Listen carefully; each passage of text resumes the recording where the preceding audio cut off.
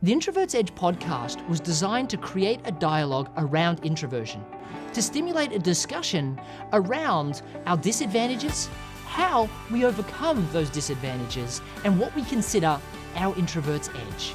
Together, we're finally going to confront the stigma around introversion, showing that we're not second-class citizens, we're just different, and we need to embrace that. Hello everybody, and welcome back to the Introvert's Edge podcast. I'm super excited to be welcoming back my good friend Brian Smith. Brian, thank you very much for joining us again. Hey Matthew, it's gonna have another good time. So I was talking to the team over here, the video team, and they were sharing with me that as we got off the last video, they were shocked that the founder of a $1 billion business, an internationally well-known brand like Ugg Boots, could just be such a regular, down-to-earth, easygoing guy, just so relaxed, and to be an introvert. It was shocking for them. Do you get that a lot? Yeah, I do. In fact, one of the most common comments I get when I come off stage is, "Oh my God, you're so real," and that's being authentic is the only way I can cope being in the public eye, because I don't want to give anyone a chance to catch me out and, reject me. Isn't that interesting? Well, I think that that's a really important thing. I mean, when I talk about branding, I talk about the fact that in modern day marketing, we talk about defining the unmet need in the marketplace, creating the message for that, and then creating the sales system. But for an introvert, that makes us bend ourselves to the marketplace, which feels inauthentic. So that's why I always talk about building a brand around our passions, our goals, our whys, if you like, because then we build the brand around that and we look for unmet needs in the marketplace that fit with our authentic self, because anything other than that, we're incongruent. And I think that's one of the things you really do well. You share your stories, but you share what you want to share. You can tell you're very centered in what you share. And I think that's really important for any introvert going out there, trying to speak, trying to sell, trying to network, or even trying to parent. Yeah. The being true to yourself it's like a survival thing. Well, it is for me, because I watch other people on the stage. When I first got into the speaking business, I'd see these guys go, and I go, "Oh my God, they're so good. I'll never be like that."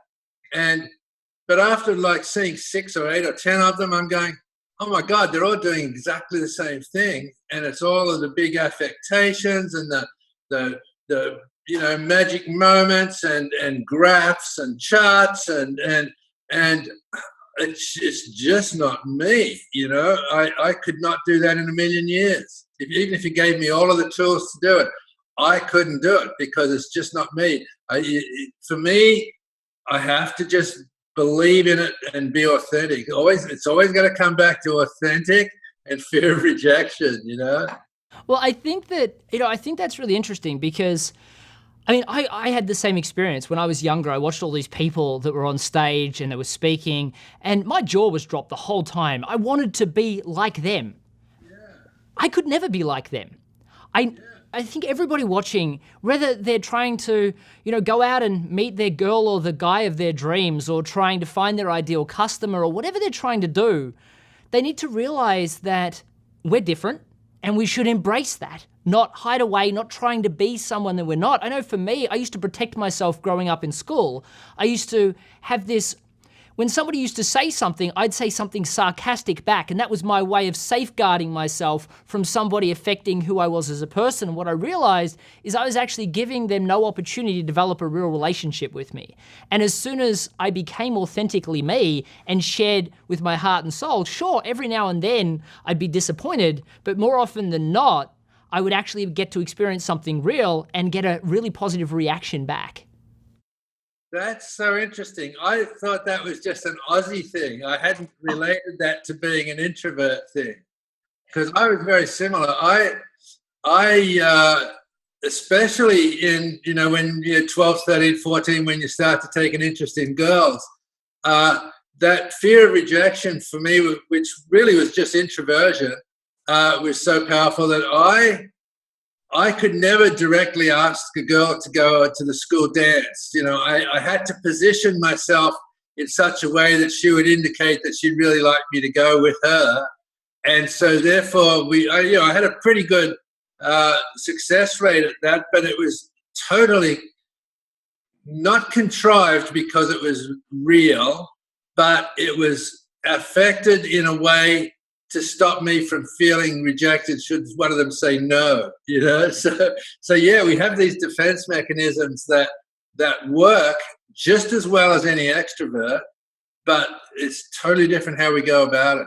I think we all do that. I mean, we have to have I like to say I have to have my systems for everything. So for the longest time, I did the same thing when I was meeting girls, and then I made a decision that I was going to find strategies for how to meet girls. And I went through this, and there's a book that talks about how to do magic tricks and how to say certain things and how to put girls down, and that brings them and attracts them to you.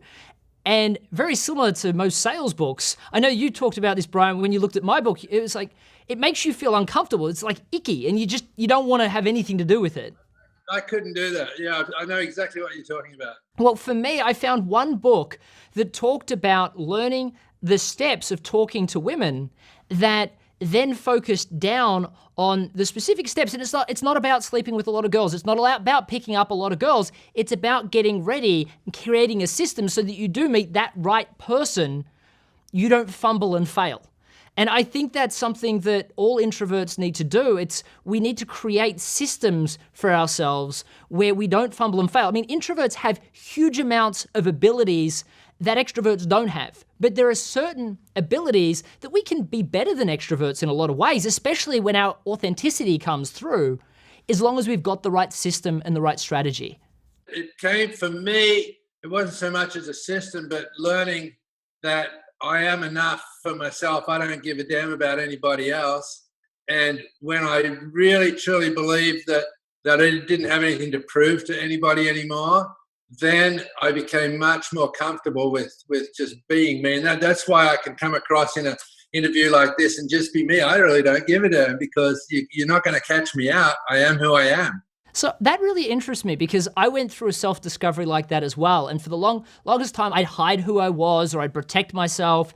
And then I had this tipping point moment where I was like, you know what? Every time I hide who I am, I get let down by people. It's not working.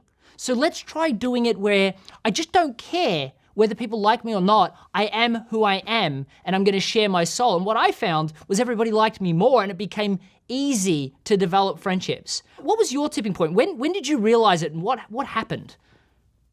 It was quite recently. I spent most of my life, not understanding and not feeling worthy. Even when I sold the UGG boot company and built it up, it was a tremendous achievement.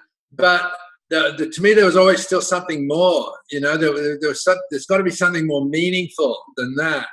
And I didn't find it from without. I found it from within because I do a lot of yoga, a lot of meditation, read a lot of spirituality. In fact, a lot of spirituality spills over in my book, which was a bit of a gamble, but everybody loves it. So it was a good gamble.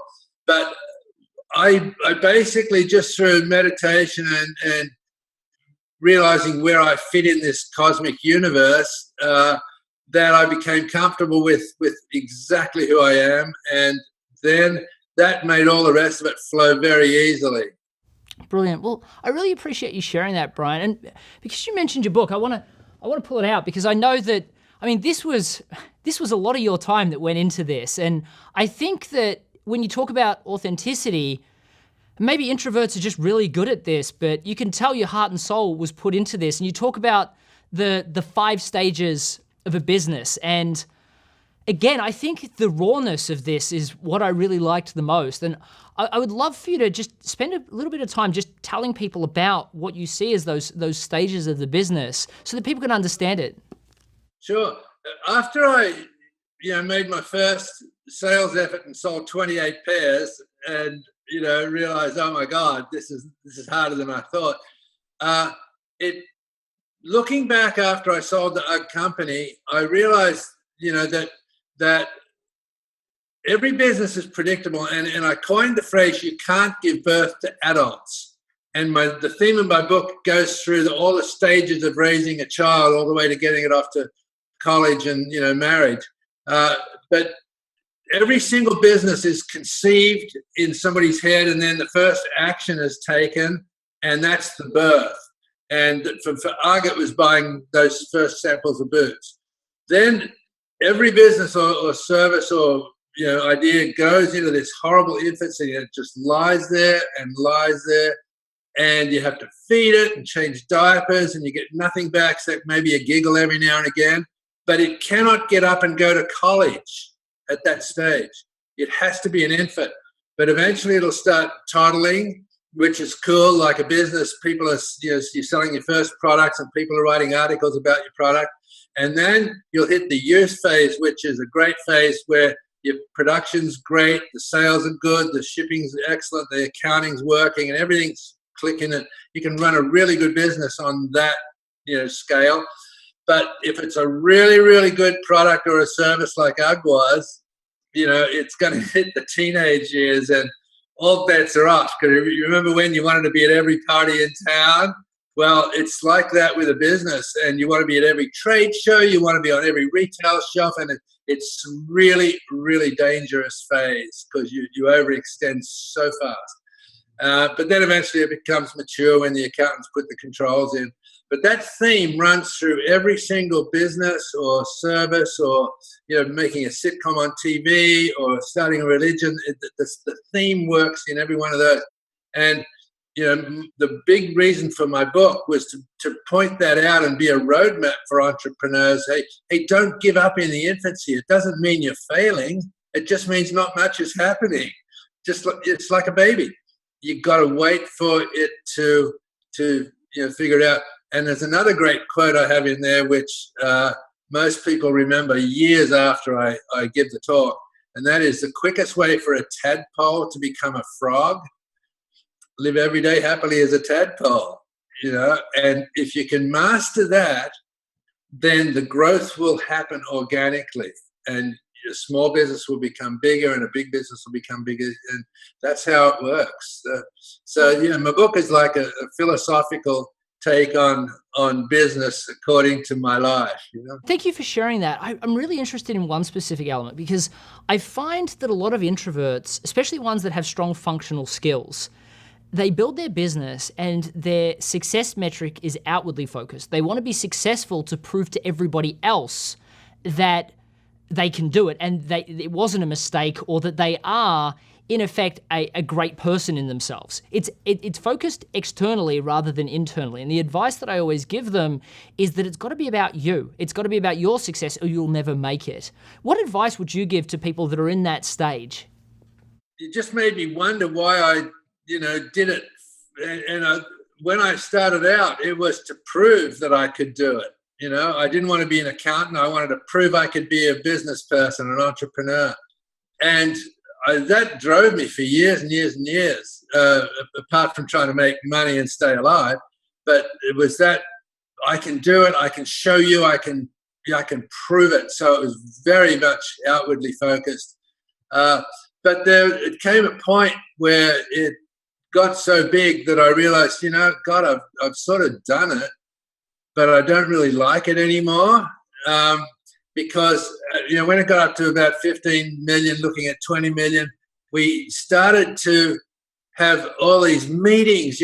By now I've got all these staff and salespeople, and everything's coming down to meetings and consensus. Everybody's got to agree on the next course of business, and it was driving me crazy because I found that what I'd set out to prove that I wanted to build, I built. And it wasn't me anymore. It was all these other people weighing in, and I just lost interest. And that's pretty typical of an entrepreneur who's an introvert. You want to get back to what you do best, and for the reason that you want to do it. And I hadn't thought of that before, but I'm sure that's what drove me.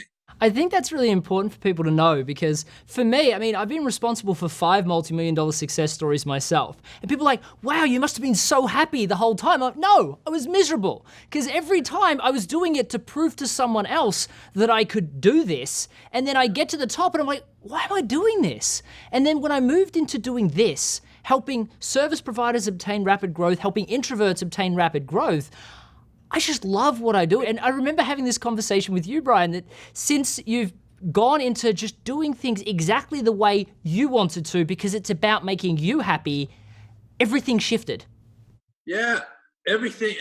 There's this great saying is once you start out on a path, the universe will conspire to work with you, right? That's thousands of years old, that saying. And I found that when I finally relaxed into being who I am, all these things that I hadn't seen before started to come into my life to add to and benefit and build on what my new goal was or my new being. So before I was pushing, trying to make things happen. But when I relaxed into being comfortable with, hey, whatever's going to happen, I'm a tadpole, right? As long as I just live every day, trying to be better and better, it's uncanny how things start to fall in your lap. I'll give you a little segue. I hope we got time. But when's the last time you can remember seeing an advertisement for a refrigerator? I really can't. I think I saw one at a keynote presentation I did. But if you needed one next weekend, you would start seeing TV ads on the television, in the newspapers. You'd be driving past stores full of refrigerators. And so the point I'm making here is that everything is always out there. The universe is perfect. It's full. It's got everything you need. But until you start out on that path and start a direction, you're never going to see all of the things that can help you. And so the refrigerator is just a great illustration of when you finally become who you are and you start to do exactly what you want, all these things start to come into your vision like the refrigerator is. I think that's a really good point, Brian, because a lot of people talk about the fact that you think of something and it just appears, and there's a scientific basis to that. I mean, we're presented with 2 million bits of information every single second through all of our senses, and our brain, the supercomputer that it is, only processes about 126 bits of information. So we delete, distort, and generalize everything based on our beliefs, our values, our past experiences, and a subset of that is our goals. So if we have 6 goals in separate directions, well, now we've got 21 bits in every direction, and that's if they're pointed in the same direction. If they're conflicting, then all of a sudden our brain's missing opportunities that are right there in front of us. And most of the time, we fixate all 126 on doing what's safe, what makes us money, but not what makes us happy. And a lot of times it's because we don't believe we can make money out of doing what we're happy with.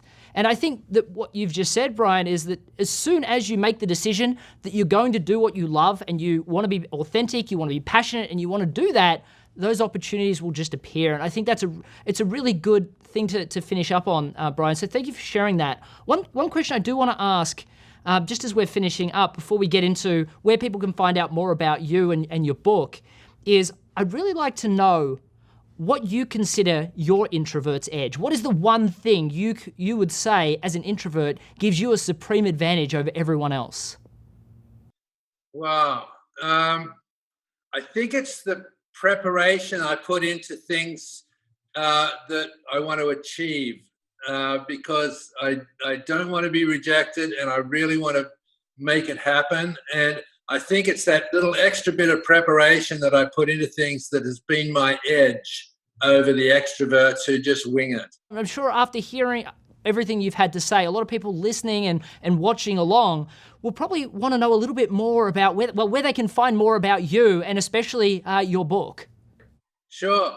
The website right now is briansmithspeaker.com. That's BRIAN with an I.